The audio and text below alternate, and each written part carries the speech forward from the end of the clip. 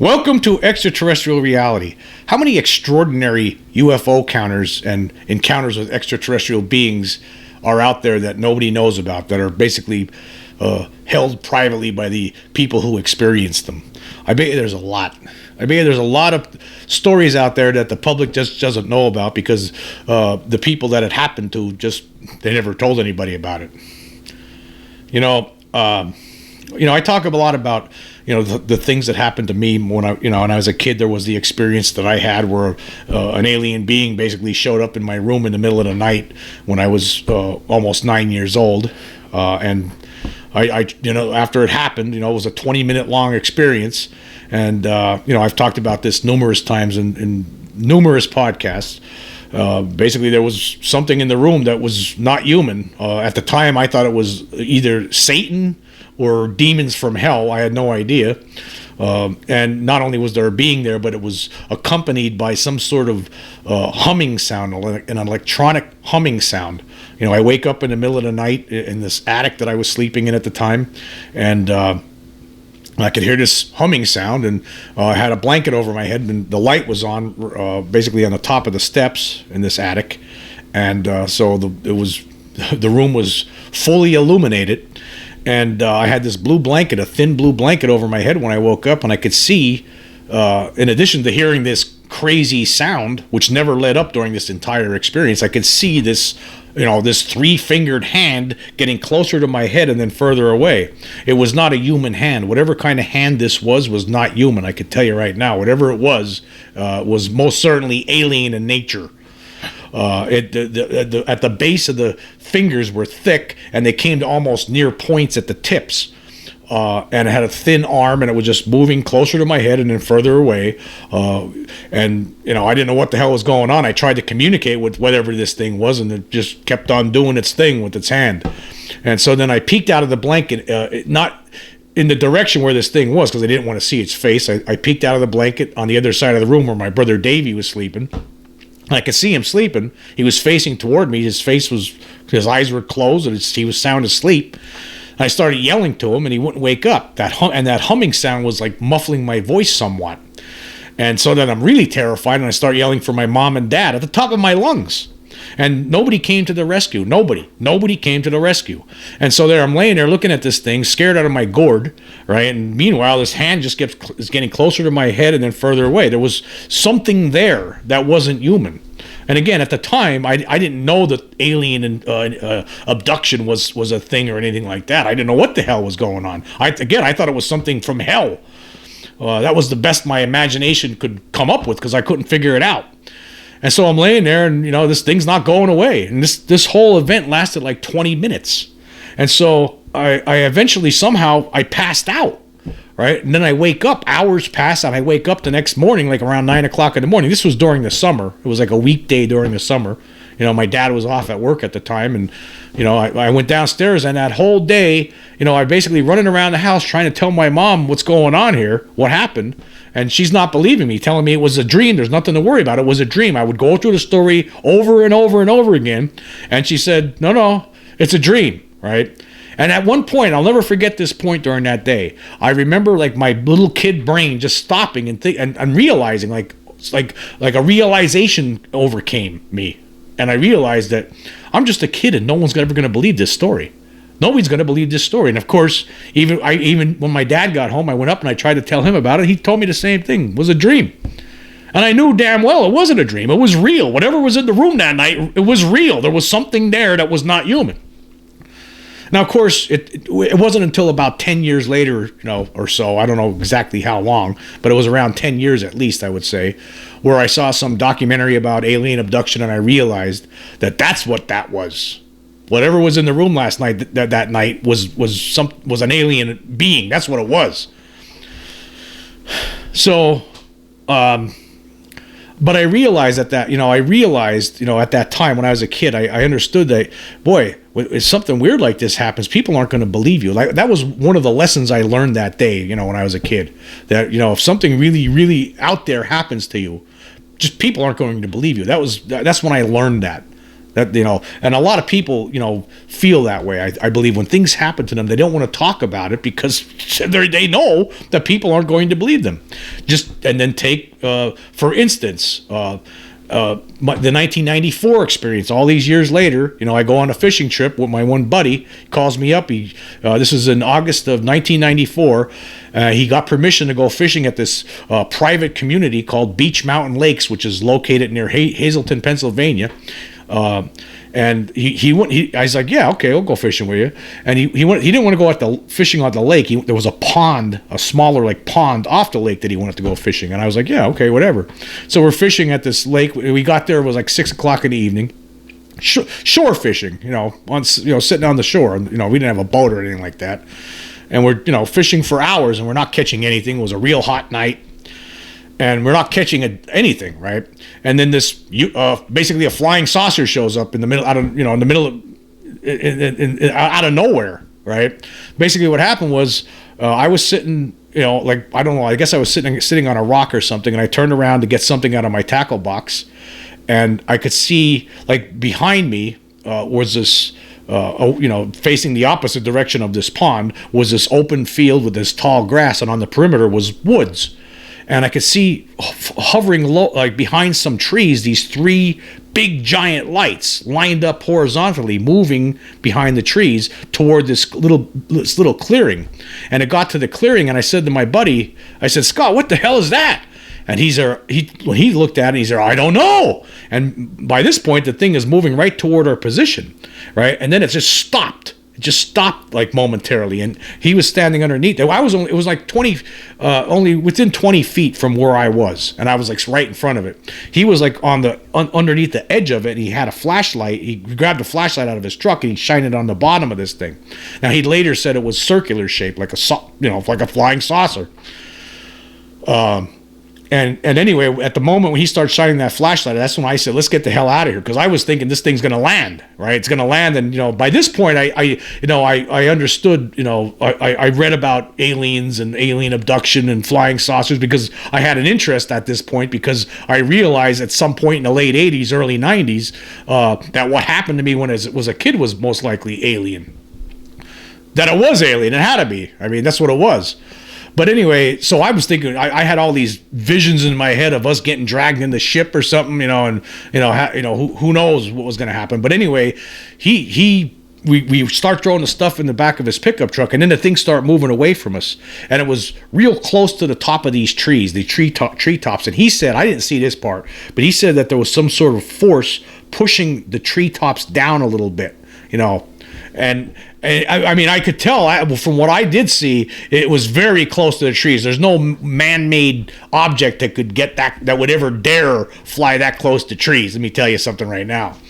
But anyhow, so and there was no sound whatsoever. Nothing at all. Right? Nothing. There was, if it would have been a helicopter, there would have been wind whipping around, right? There would have been, the sound of the blades, but that wasn't happening. No plane could operate like this. Nothing could operate. This thing was as big as a house. And again, it was only when it stopped in front of me where I was standing, it was only like 2.5 stories off the ground. But then as it's moving away, we're throwing the stuff in the back of the pickup truck, and they were driving through this dirt road, and we had to stop. And while all these, because there was like 20 deer running away from the direction that thing just flew, running across the road. So we waiting for them, we get out of there, and then the first we were, both of us were in shock. We weren't even talking. We didn't start talking, in fact, until we got to a donut shop in nearby Hazleton. We went there. Both of us were shook up, after what just happened, right? We couldn't believe it. You're having this boring night fishing, and all of a sudden, there's a giant craft hovering right in front of your face. So the first thing I remember, I sat down at a booth or something. I was with a coffee, and I finally said, Scott, that was a UFO. And the first thing he said was, I'm not saying nothing. I'm not telling anybody. That was his first reaction, and I understood that reaction, right? Now he did talk about this. Later on he finally did tell people within his family and some of his friends, of course. And I can tell you what. at the time, even when I told at that time after that happened, right, you had trouble. It was hard because I knew that people weren't going to believe this. And I remember telling people within my family, I remember telling some of my friends about this after it happened. And you felt funny telling them because you're thinking that they're just not going to believe you. They're going to think this is crazy. Because this is the stigma that was established by the government starting in the 1950s, basically. That's why people feel this way, or felt that way anyway at that time. And but I did talk about it. In fact, but I never, the thing is I never reported this to any like UFO reporting center, and that or MUFON or anything like that. I never contacted anybody about it. I pretty much only family and friends only heard this story. And it wasn't until the early 2000s, I think it was 2002, 2003, somewhere around there, when I was working at a newspaper in Iowa at the time, called the Hawkeye, and I did a couple of articles about UFOs, and I also, in addition to the articles, I did a column about my own experiences. And when I did that column, that was the first time that I ever talked about that. But it was actually interesting. I did this article about UFOs at the time. At the same time, there was a story that I had found in the archives of this Iowa newspaper that happened in. The story was from 1973, but it was an old guy that was telling a story that happened to him in the 20s, and this was the first time he ever talked about it. So it was like 30, 40, 50, 60, 70, 50 years later, right? Over 50 years later, he didn't go public with this story till over 50 years later. He was fishing on a day in 1920, right? And he saw on the Mississippi River, and he saw this object just silently floating above, like in broad daylight, silently floating above the river. So you have to wonder, like, how many stories like that are out there, and some stories never get the light of, or never see the light of day. A lot of stories. I would imagine there's a lot of people out there, probably tens of thousands of people, that have had some extraordinary sightings of UFOs, close-up sightings, and also encounters with aliens. And these people, I'm certain, probably, whether they might only tell some close family members or maybe even some friends, maybe nobody. They just keep it to themselves because of the fear. What could happen if they tell. If it goes public, and then people will, they'll be afraid that people will look at them like they're funny or something like that. There's nothing funny about it, right? In fact, in the column that I had written for the Hawkeye back in the early 2000s, my argument was that I was at that time I was trying to say in that article was that I think that in that column I was trying to say that I think it's actually time to start saying people who don't believe it by this point are the crazy ones, right? Because obviously, even at that time, this is long before the 2017 release of or admission, by the government. Well, it wasn't actually at the time; it wasn't an admission yet, but there was the leak of those videos, and then later on, the Pentagon confirmed that these objects are real. But this was long before that. But even in the early 2000s, as far as I was concerned, I thought, people, are crazy if they don't accept it by this point. There's just too much evidence. It's compiled. It's gotten to the point even by that time. It got to the point where it's so mountainous that it's impossible. How could you not accept this? You can't. It's real. There's just too many witnesses. There's too many people that have experienced these things, and there's a lot of evidence too to back it up. I mean, there's physical trace evidence.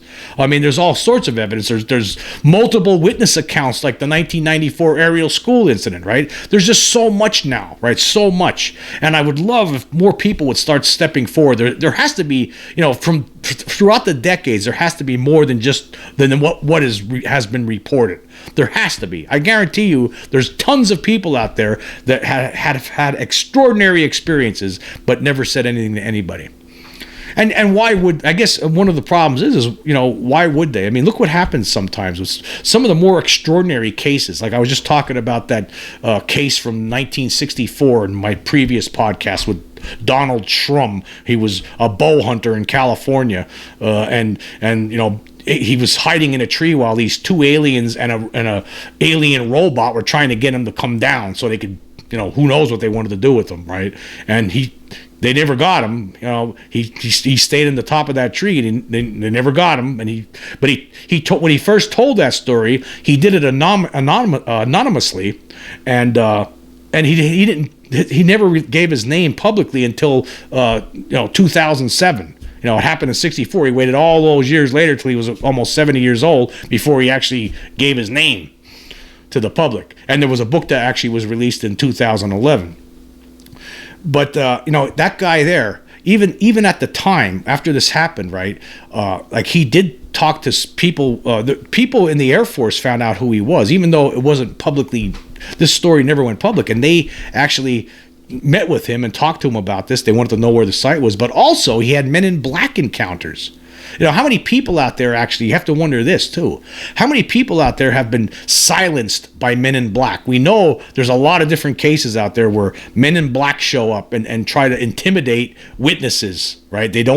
For whoever these Men in Black are working for, whether it's the government, which I think is true sometimes. I think sometimes some of these cases with Men in Black, it's government officials, probably working for Majestic 12, or it could be aliens, in disguise as humans, and because the aliens don't want people to know what they're up to, obviously, right? If they wanted to know they wouldn't be as secretive as they are, So you have to wonder.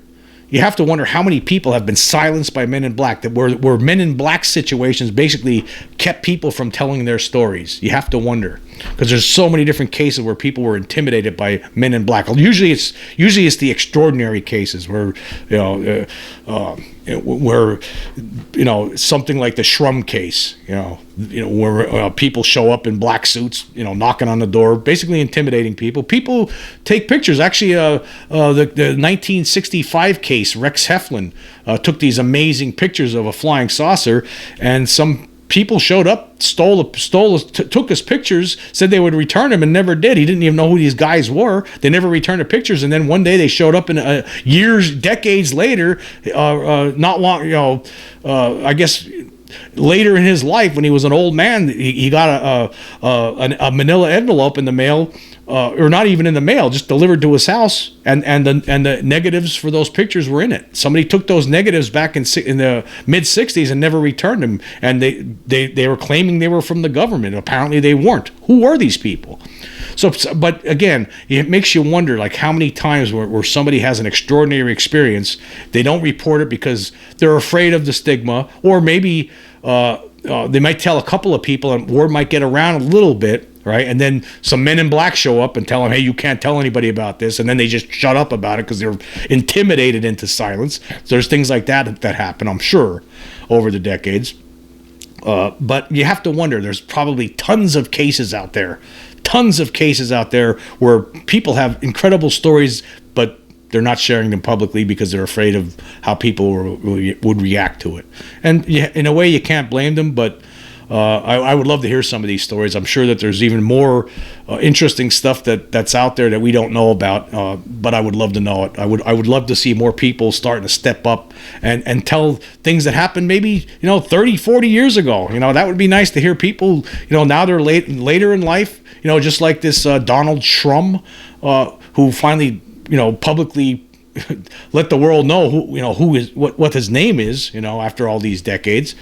And I'd like to see more people like that do this. And I'm sure there's a lot of stories out there we just don't know about because people are afraid of how people will perceive them publicly. I don't care. I mean, because I know it's real. I mean, I actually, in my mind, as far as I'm concerned, I perceive the people especially the debunkers out there, right? I think that they're a bunch of con artists. That's what I think. Most of them. I think most of them are just con artists, just trying to. There is a market out there apparently, right? For people. There's people out there who don't want this to be true, and they need debunkers. They need that. They need to hear this. So these people, and it's all they give them phony stories just so and that's how they make their living. Just telling phony stories. There's been so many of these people over the years.